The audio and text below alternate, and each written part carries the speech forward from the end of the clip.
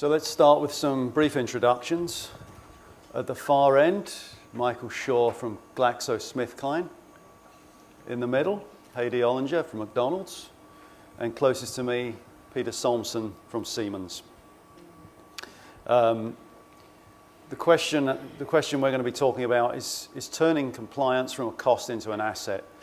There seem to be two possibly conflicting forces at work in the corporate world at the moment.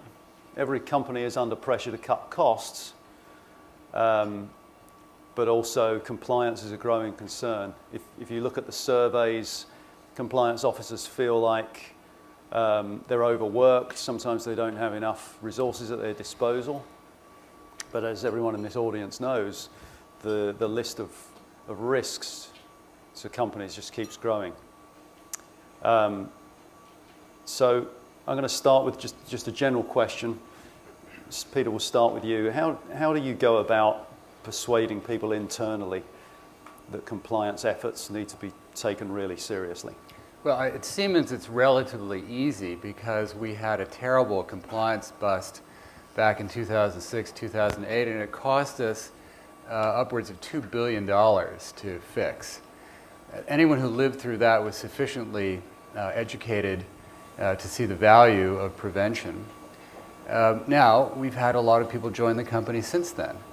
And one sees a difference in attitude between people who have been through it and people who haven't. And it's always good to bring the two together, because those who haven't experienced it, when they hear what those who did experience went through, it's a good learning experience. So I find that attention by the CEOs and CFOs and compliance officers who were with us in 2008 is very important. So do you take advantage of that institutional knowledge? Do you put those people who went through that up in front of everyone else and have them talk about it? Yeah, although it's sometimes it's difficult. It was such a painful experience that an awful lot of our leaders would like to just sort of get it behind us and look forward and talk about our products and services and technology and all the good things we're doing in the world. It can be, one has to encourage them, because it was a very painful and embarrassing experience. Heidi, you haven't had a similar experience as Siemens, but if something comes along, say like the Walmart scandal, which is in the Wall Street Journal again today, do you take advantage of that and put it in front of the noses of corporate executives and say, look, this is why my job is important?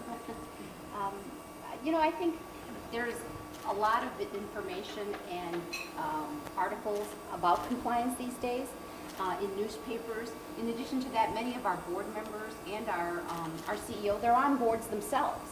So they see the compliance officer at their meetings, at the board meetings they're at. And certainly when things like you said, at the Walmart matter come up, they're certainly interested in it. They read it.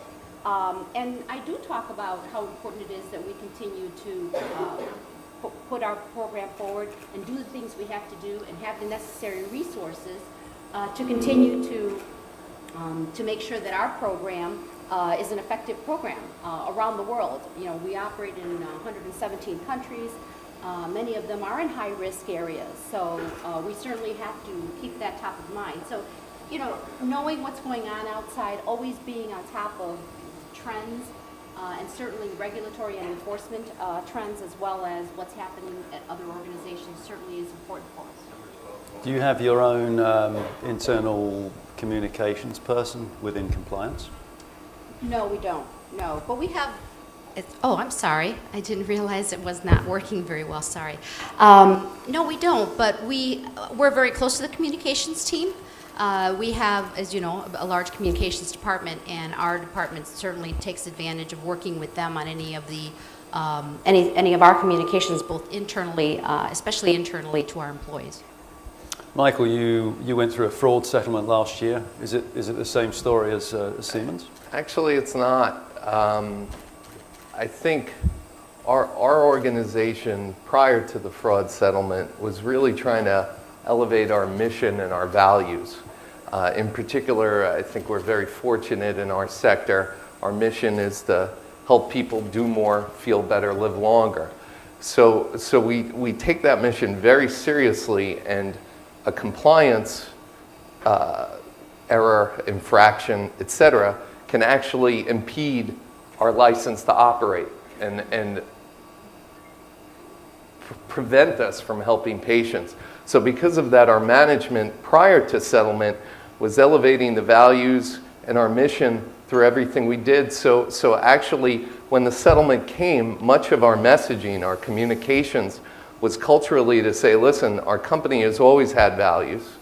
We're now elevating them more than ever before. So in our day-to-day dialogue, we're kind of making informed decision making, but we didn't use it to say, this is kind of, and I don't think Peter was saying that either. Certainly, the event brings it to the forefront to say, listen, this is how serious this could be. Our government stakeholders are saying we're not meeting expectations, we're actually failing expectations. And that wasn't lost in the discussion, but I think we continue to say what matters most is our mission and our values, and these infractions are just things that we need to avoid. So the message is one thing, but something that I thought was really interesting in talking to the three of you before the conference was the way in which you try and make compliance part of the business and not just this policeman role going around telling everybody to be good. Peter, perhaps you can talk about how you try to partner with the salespeople and others within Siemens. Well, we do business in some very difficult places where there's a lot of corruption. We do a lot of government business in difficult places where there's a lot of corruption. And our business people know that they can't afford to make a mistake because there will be consequences. So they see our compliance team as enabling their business to succeed, as enabling them to do business in difficult places. So when I feel the pressure that we're spending too much money on compliance, I don't hear it from our business leaders. I hear it from the outside, from critics on the outside who are skeptical. I hear it from more the press. It's interesting. In Europe, there's this sense that Siemens has overdone it, and we've made it more difficult for other companies, and a lot of this isn't really true. And it's curious how hostile the press is in Europe. But from the business people who are trying to do transactions in difficult geographies and in difficult industries, which, by the way, can include the United States, speaking of healthcare, the compliance people are seen as enabling. So are you ever in the situation, though, where a sales manager in a company says, we just lost this potential contract with a Chinese company, had to jump through all these hoops? Well, it's interesting. The last excuse of the lousy salesman is, we lost that contract because the other guy paid bribes. You hear this all the time, and what we're working on in our industries is a form of collective action where we can call up the other company. I just saw the general counsel of the chief compliance officer of one of our competitors over here, I won't name him, but we call each other up when we hear things so that we can sort of in a pincer get the customer to obey his own laws. That works, but it's hard to do because we don't necessarily trust each other all the time.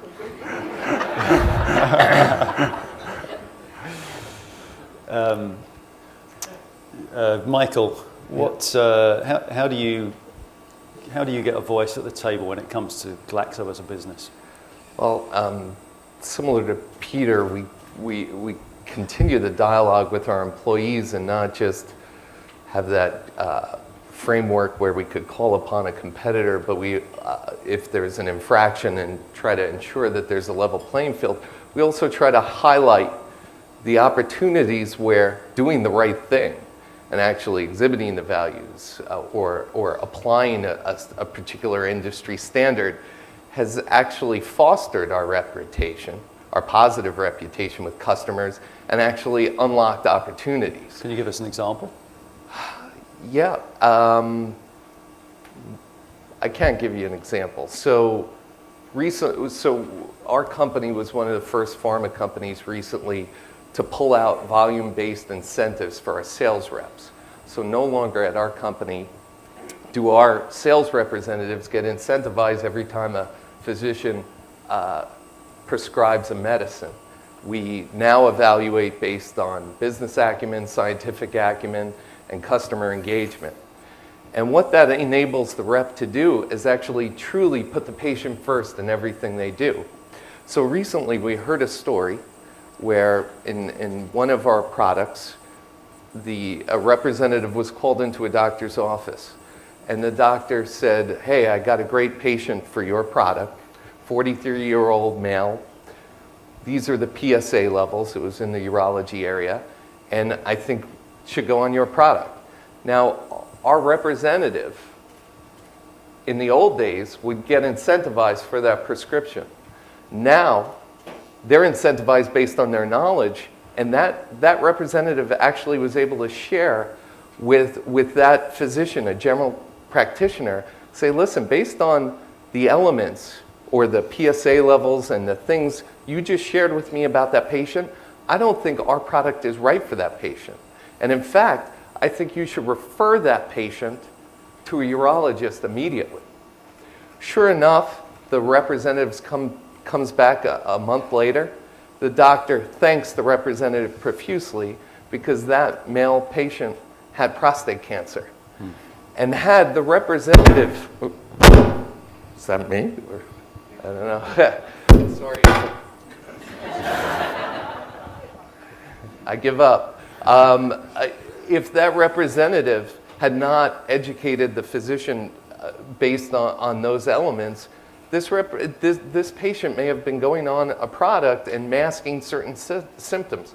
So when we share that, first off, that physician is incredibly pleased with our company, wants to give our representatives more time to be educated, hear about the disease states that we serve, the products that we deliver, et cetera, even though technically we lost the sale in that particular interaction. And when you have a case like that, do you advertise it internally?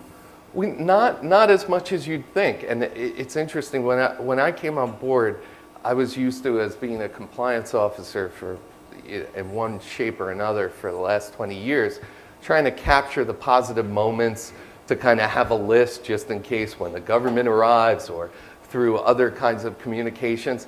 And I kind of lost track at a certain point because there were a lot of these positive elements happening.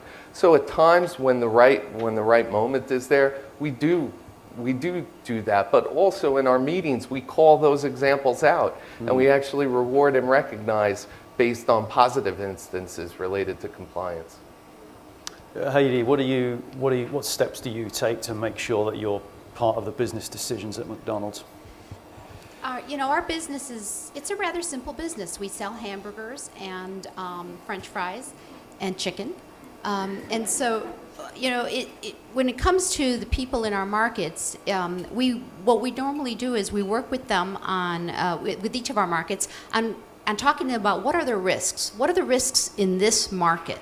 Our program is global, but it's so important, I feel, to ensure that each of the markets understands and feels that you, as the compliance person, because we don't have people in the offices, unlike Siemens, which has a wonderful number of compliance officers.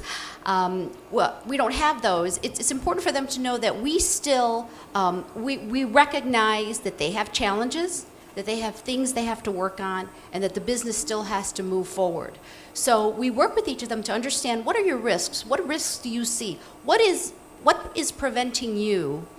What compliance program or what compliance policy is preventing you from advancing the business? And then we talk about that. That doesn't mean we're going to change every policy, but we do discuss with them, okay, the gifts and business entertainment policy, what do you do here? How do you practice it? How does it work? And then we work with them to ensure that they're buying into the fact that this is the policy that they have to continue to advance, and to ensure that everyone who works for them understands and supports.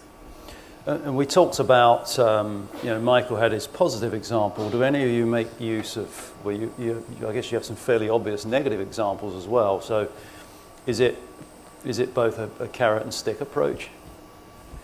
I think it's important to let everyone know that if there's something happens, the company will take action. I think that's really the most important part of why you would want to even talk about situations, is to ensure, number one, that people understand that, yes, we take it very seriously at this company and we will do something.